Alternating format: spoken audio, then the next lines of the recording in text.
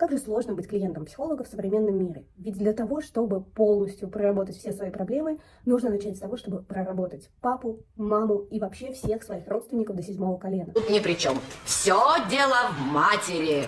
Ну, собак точно так же. Если вы проработали всех своих родственников, не спешите радоваться, ведь нужно поработать еще со своими прошлыми воплощениями и решить все кармические задачи. Дракон. Дракона расхерачил на 2 части.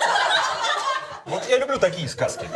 И, соответственно, голова – это Раху, это ты в этой жизни. А хвост дракона – это Кету. Кету, да, это ты в прошлой жизни. Так, и вот этот хвост, он за тобой таскается до сих пор.